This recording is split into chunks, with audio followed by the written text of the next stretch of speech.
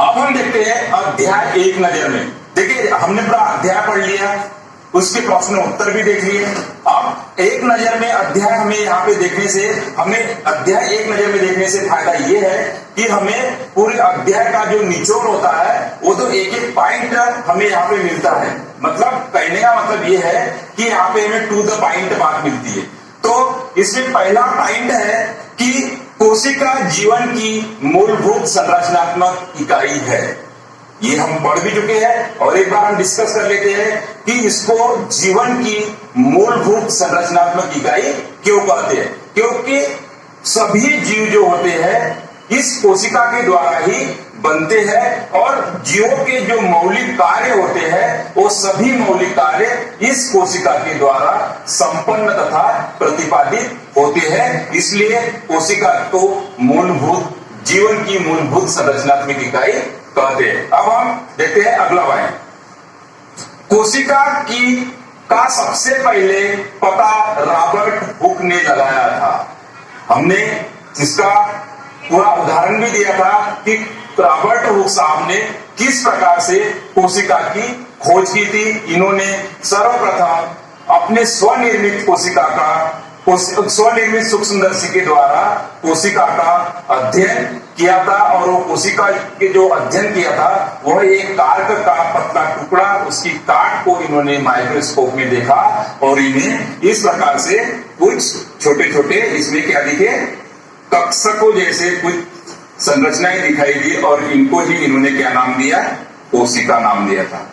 कोशिका शब्द वास्तव में यह लैटिन भाषा से आया हुआ शब्द है जिसका सेलुली अर्थात छोटा कमरा होता है। तो कोशिका सर्वप्रथम नाम जो दिया था वह रॉबर्ट हुक ने दिया था और इनके द्वारा जो खोजी गई कोशिका थी वह मृत प्रकार थी, क्योंकि कार्क में कोई जीव नहीं था, वो जीवित अवस्था में नहीं थी, बल्कि वह सूखी लकड़ी का या जो वृक्ष के साल का जो पदार्थ होता है इससे यह बनाया गया कार्क होता है। और यहाँ पे जीव द्रव्य या कोई संरचना इन्होंने नहीं देखी, बल्कि क्या देखा, इन्होंने सिर्फ इस प्रकार से जो भित्ति रहती है वह कोशिका की यह भित्ति को इन्होंने देखा था, जिनको इन्होंने एक प्रकोष्ठ के रूप में इन्होंने क्या कहा, कोशिका नाम दिया। अब देखते हैं अगला पॉइंट। ल्यूवेनहॉक ने तालाब में स्वतंत्र रूप से तैरते हुए कोशिका का पता लगाया था। देखिए जीवित कोशिका का पता अगर सबसे पहले इन्होंने लगाया था तो 1674 में यह ल्यूवेनहॉक, एंटन ल्यूवेनहॉक इनका पूरा नाम है। इन्होंने तालाब में स्वतंत्र रूप से तैरते हुए जीवाणु कोशिका को सबसे पहले देखा था। तो जो जीवित कोशिका का सबसे पहले पता लगाया था वह ल्यूवेनहॉक ने लगाया था। अब अगला पॉइंट, रॉबर्ट ब्राउन ने कोशिका में केंद्रक का पता लगाया था। केंद्रक का पता सबसे पहले इन्होंने केंद्रक कोशिका के बीच में एक गहरी अभिरंजित संरचना को देखा। अभिरंजित का मतलब क्या होता है, जब हम किसी स्लाइड बनाते हैं तो उस स्लाइड में यह उसको अभिरंजित करते हैं, मतलब उसमें सेफ्रेनिन, आयोडीन या मिथाइलिन ब्लू का उपयोग करते हैं। तो यहाँ पे जो बीच में जो केंद्रक होता है वो अधिक गहरा रंग ग्रहण करता है। तो यह गहरी अभिरंजित संरचना को इन्होंने देखा था और इसका नाम रखा था केंद्रक। अब अगला पॉइंट, जेई परकंजे ने तरल व जैविक पदार्थ का नाम जीव द्रव्य रखा। कोशिका के अंदर जो यहाँ पे तरल द्रव पदार्थ पाया जाता है यह सबसे पहले इन्होंने इसका नाम दिया जीव द्रव्य।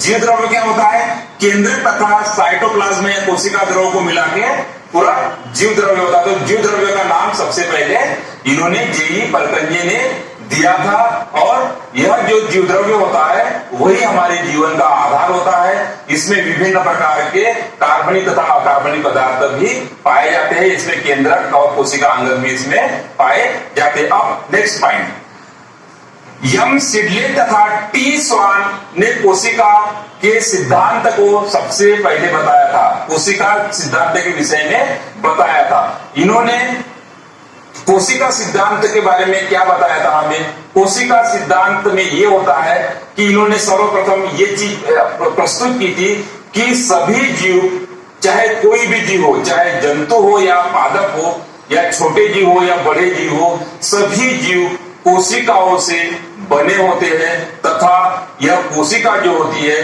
जीवन की मूलभूत इकाई होती है या संरचनात्मक इकाई होती है। तो यह सबसे पहले यंग सिडलर तथा टी स्वान ने यह बताया था। Next point, amoeba, Chlamydomonas, paramecium तथा बैक्टीरिया एक कोशिकीय जीव है। सभी एक कोशिकीय जीव है क्योंकि इनके अंदर जितने भी मौलिक कार्य होते हैं वह एक कोशिका के अंदर ही संपन्न होते हैं, इसलिए इन जीवों को जो है वह एक कोशिकीय जीव कहते हैं। नेक्स्ट पॉइंट, प्रत्येक कोशिका में 3 गुण दिखाई देते हैं, प्लाज्मा मेम्ब्रेन, कोशिका केंद्रक तथा कोशिका द्रव्य। देखिए यहाँ पे कोशिका का डायग्राम है, यहां सबसे बाहर आपको क्या दिखाई दे रही है, प्लाज्मा मेम्ब्रेन, या इसी को हम क्या बोलते हैं, कोशिका झिल्ली। यहां बीच में क्या है, ये कोशिका द्रव्य है, कोशिका द्रव्य, और यहां पे क्या है, ये केंद्रक है। तो किसी भी कोशिका को हम जब देखते हैं तो इसमें 3 गुण हमें मुख्य रूप से दिखाई देते हैं, प्लाज्मा मेम्ब्रेन, कोशिका द्रव्य तथा केंद्रक। और इसी कोशिका द्रव्य के अंदर सभी कोशिका अंग यूकेरियोटिक कोशिका में यह पाए जाते हैं। तो यह इस प्रकार से कोई भी कोशिका हो हमें ये 3 गुण प्रमुख रूप से उसमें दिखाई देते हैं। पॉइंट नेक्स्ट, प्लाज्मा झिल्ली अथवा कोशिका झिल्ली कोशिका की सबसे बाहरी झिल्ली होती है जो कोशिका के घटकों को बाह्य वातावरण से अलग रखने का काम करती है। बिल्कुल निश्चित है कि कोशिका झिल्ली जो होती है वह सबसे बाहरी आवरण होता है तथा यह बाह्य वातावरण तथा आंतरिक वातावरण के मध्य एक क्या करता है, यह एक आयनिक सांद्रता का भी काम करता है तथा उसके बाह्य तथा आंतरिक वातावरण को अलग अलग रखता है। मतलब यहाँ बाह्य वातावरण हो गया और अंदर की तरफ आंतरिक वातावरण हो गया, तो दोनों वातावरण को यह बीच में यह एक क्या करता है, अलग रखने का काम करता है। नेक्स्ट पॉइंट, कोशिका झिल्ली को वर्णात्मक झिल्ली कहते हैं। कोशिका झिल्ली को वर्णात्मक झिल्ली हम क्यों कहते हैं, क्योंकि इस झिल्ली के द्वारा कुछ पदार्थ कोशिका के अंदर आते हैं तथा कुछ पदार्थ कोशिका के बाहर आते जाते हैं। मतलब पदार्थों का जो आवागमन होता है इस झिल्ली के द्वारा होता है, लेकिन यह कुछ पदार्थों को आने देती है, कुछ पदार्थों को बाहर जाने देती है और कुछ पदार्थों की गति में यह रोक भी लगाती है। अर्थात मैं ये कह सकता हूं कि इसके द्वारा सभी पदार्थ अंदर तथा बाहर न जाके कुछ पदार्थों को यह अंदर तथा बाहर जाने देती है, इसलिए इसको वर्णात्मक पारगम्य झिल्ली भी हम कहते हैं। अगला पॉइंट, कोशिका झिल्ली पदार्थों की गति को कोशिका के भीतर तथा बाह्य वातावरण या बाहरी वातावरण से नियमित करती है।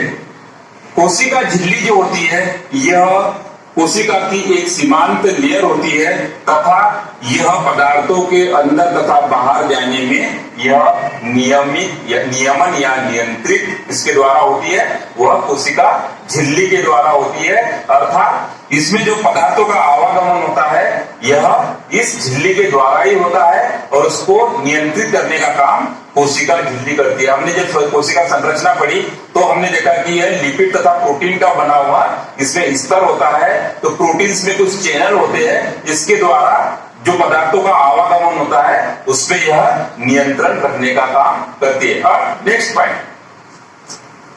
पादप कोशिका में कोशिका झिल्ली के चारों ओर सेल्यूलोज की बनी कोशिका भित्ति होती है और जंतु कोशिका में इसका अभाव होता है।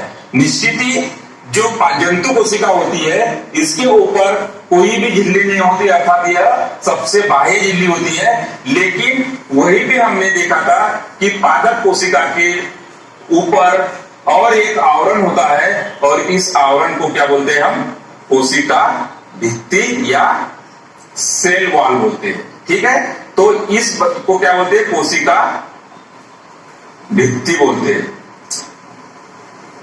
ठीक है, तो यह जंतु कोशिका में अनुपस्थित होती है, लेकिन पादप कोशिका में यह उपस्थित होती है। अगला पॉइंट, केंद्रक में क्रोमोसोम होते हैं जिनमें अनुवांशिक गुण होता है और डीएनए एवं प्रोटीन के बने होते हैं तथा डीएनए अणु के रूप में अगली संतति में पहुंचता है। अर्थात हमारे कोशिका के अंदर यहाँ पे क्रोमोसोम के अंदर यह इस प्रकार से धागे नुमा संरचना होती है जिसको कि हम क्रोमेटिन मटेरियल कहते हैं। कोशिका विभाजन के समय यह मोटे तथा छड़ के आकार की संरचना बन जाती है जिसको कि हम क्रोमोसोम कहते हैं। और यह क्रोमोसोम डीएनए का बना होता है और यह डीएनए जो होता है यह अनुवांशिक पदार्थ होता है और इस अनुवांशिक पदार्थ में के कारण ही हमारे जो लक्षण होते हैं वह एक जनरेशन से दूसरे जनरेशन में या एक पीढ़ी से